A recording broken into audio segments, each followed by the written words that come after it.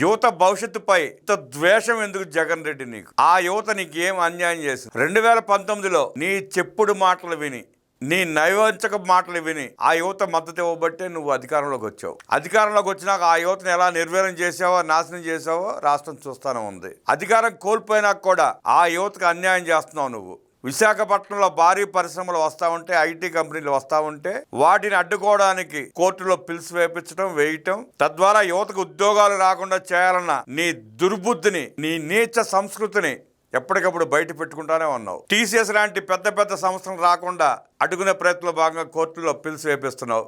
Cognizant రాకుండా విశ్వ ప్రయత్నాలు చేస్తున్నావు. సత్వా లాంటి పరిశ్రమలు రాకుండా చేస్తున్నావు. ఉత్తరాంధ్ర యువతకి నువ్వు చేస్తున్న ద్రోహం అంతా ఇంత కాదు. ఉత్తరాంధ్రకి నువ్వు గుండు కొడితే వాళ్ళ కొడ ప్రభుత్వం వచ్చిన తర్వాత ఆ ఉత్తరాంధ్ర ప్రాంతానికి, ఆ ఉత్తరాంధ్ర ప్రజలకి, ఆ ఉత్తరాంధ్ర యువతకి ఉద్యోగాలు కల్పించాలన్న దృక్పథంతో 18 నెలల నుంచి కష్టపడి లక్షల కోట్ల రూపాయలు పెట్టుబడులు తీసుకొచ్చి అభివృద్ధి చేస్తా ఉంటే, ఆ అభివృద్ధిని అడ్డుకునే భాగంగా ఆ యువతకు ఉద్యోగాలు రాకుండా చేయాలన్న నీ కుళ్ళుబోత్తనాన్ని బయట పెట్టుకుంటూ నువ్వు కోర్టుల్లో పిల్స్ వేపిస్తున్న సంగతి చూస్తానే ఉన్నారు. నిన్న మళ్ళీ రహేజా ఐటీ పార్క్ మీద కూడా పిల్లు వేపించావు. గతంలో హైకోర్టులో టీసీఎస్ మీద, కాగ్నిజెంట్ మీద, సత్వం మీద వేపించావు. నిన్న మళ్ళీ రహేజా ఐటీ పార్క్ రాకుండా అడ్డుకునే ప్రయత్నం చేస్తున్నావు.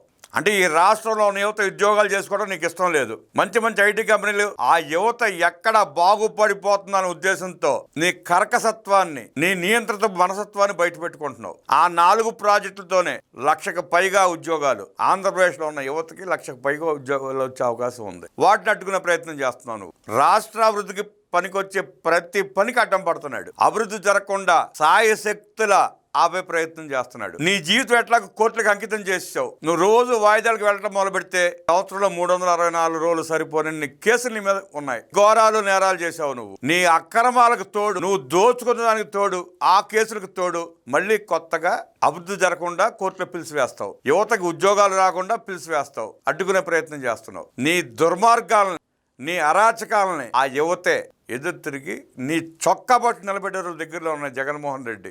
ఆ సందర్భంగానే రాష్ట్ర యువత భవిష్యత్తుపై జగన్ రెడ్డికి ఎందుకు అంత ద్వేషం, ఎందుకు అంత విషం కక్కుతున్నాడు, ఎందుకు వారి అభివృద్ధిని అడ్డుకునే ప్రయత్నం చేస్తున్నాడు అంటూ మండిపడ్డారు నారా లోకేష్.